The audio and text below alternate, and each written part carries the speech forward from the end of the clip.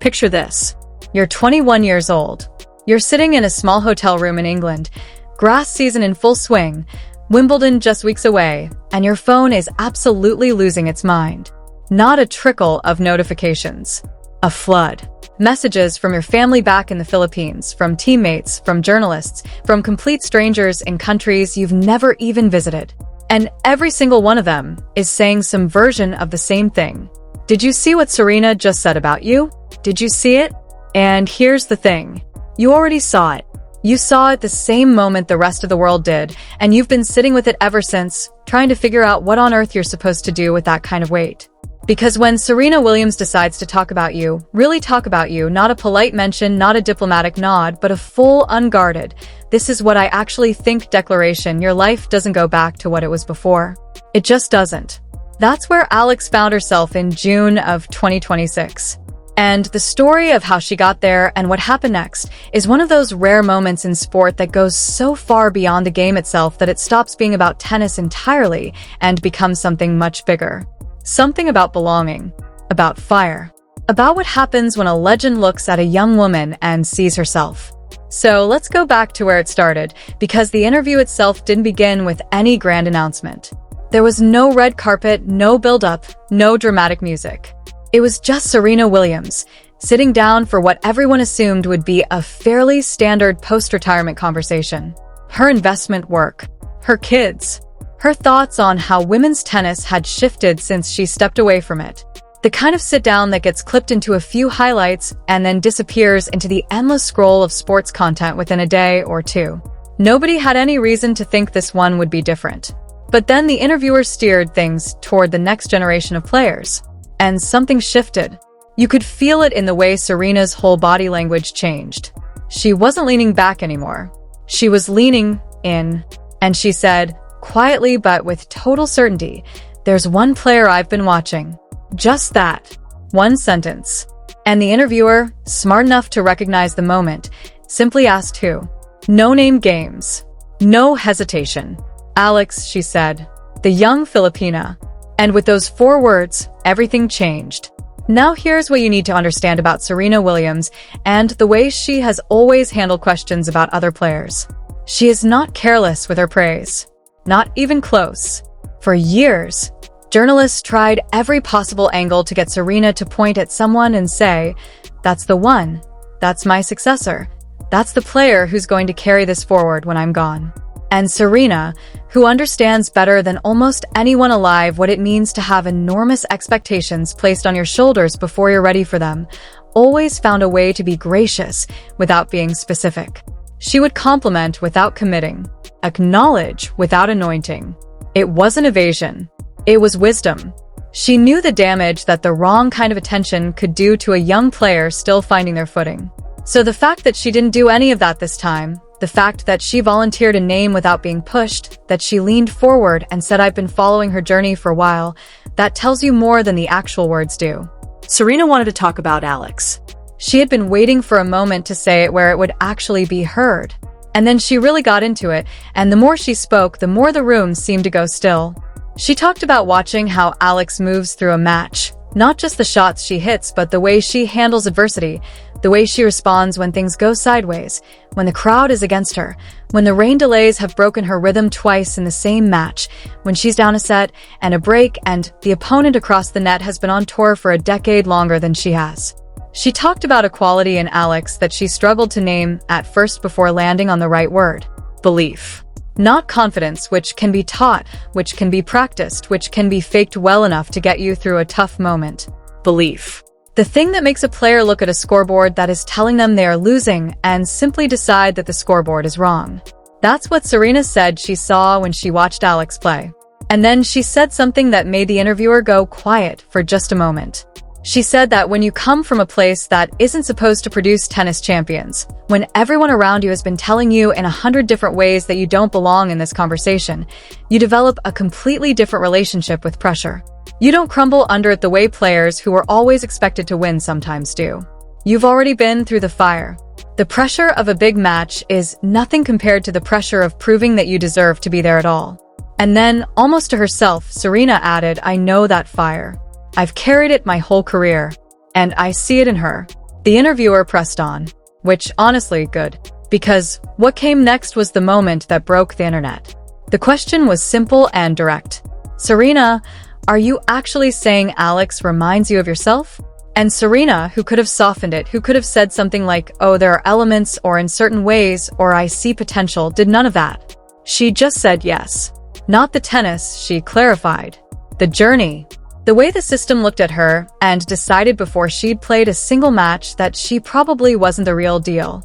The way doubts followed her into every tournament even as she kept winning. The way her accomplishments always seemed to require more justification than they would have for a player with a different background, a different passport, a different story. And then Serena went back to her own history in a way that felt deeply personal. She talked about coming up through a sport that genuinely did not know what to do with her. She was too powerful, people said. Too intense. The way she played didn't fit the aesthetic that a certain section of the tennis world had decided was correct. They questioned everything.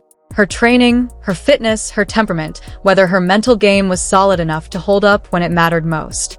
And the whole time they were asking those questions, she was quietly building one of the greatest careers in the history of sport. Then she connected it directly to what happened at the Birmingham Open, and this part of the conversation is where things got genuinely electric. The WTA had told Alex not to play the tournament. Fitness concerns, they said. And Alex did something that Serena clearly found deeply recognizable. She signed a waiver, stepped onto the court anyway, and won the thing. Serena shook her head when she described it, not in disbelief, but in something closer to pride. That's not just talent, she said. That's defiance. That's a player who refuses to let anyone else write her story.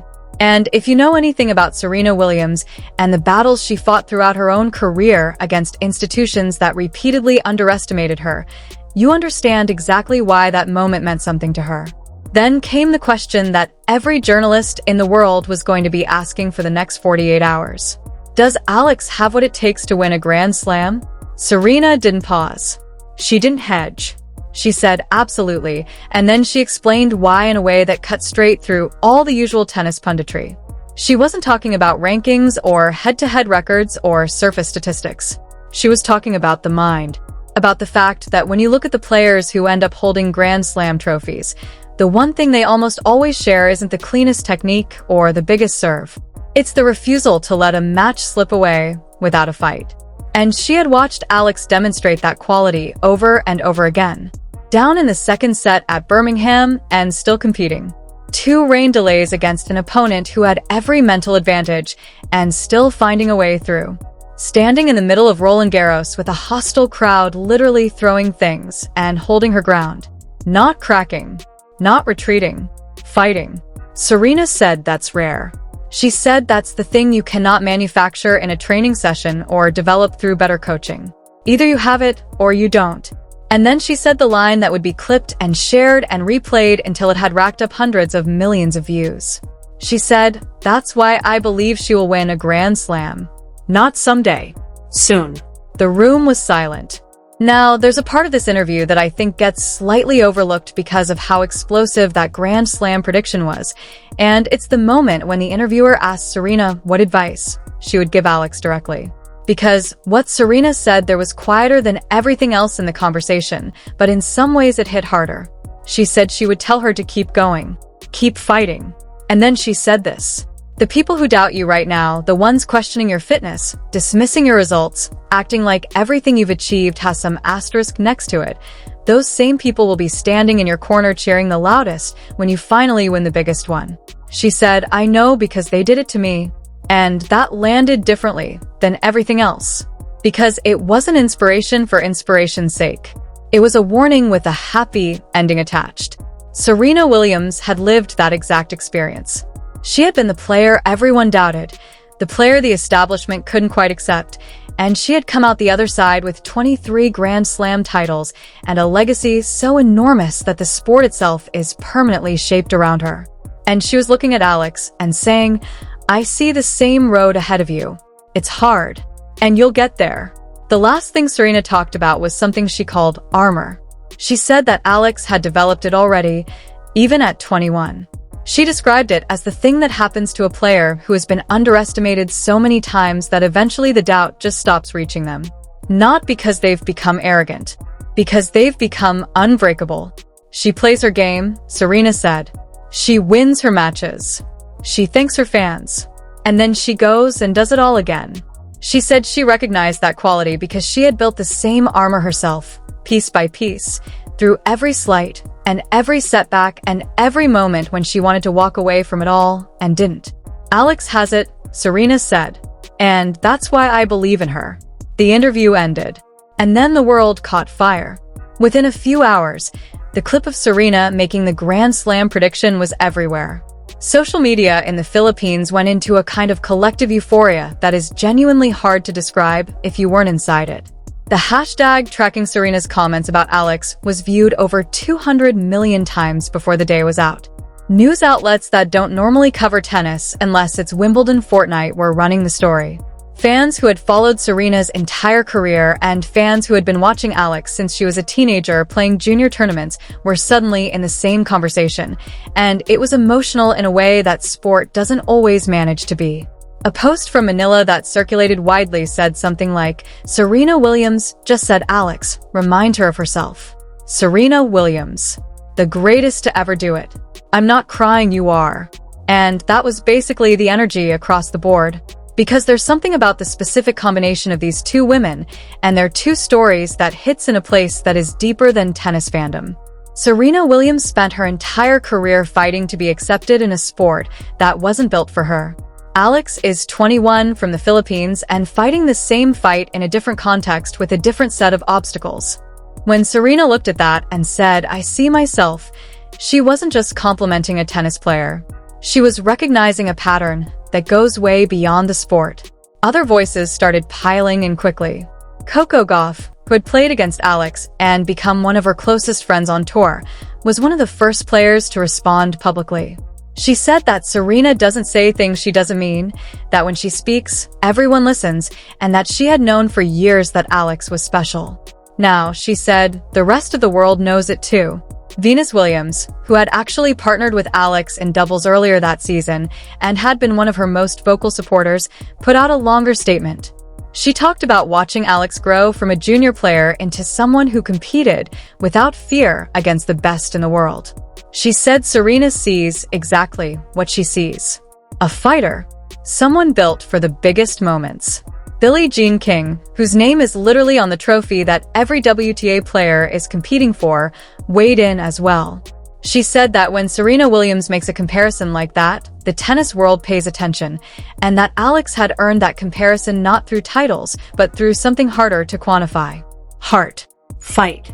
The refusal to fold under pressure. Even Novak Djokovic, who had already publicly criticized the WTA over the way they handled the Birmingham situation with Alex, added his voice to the chorus. He said Serena recognizes greatness because she is greatness. And she just pointed at Alex and said, "That's the one."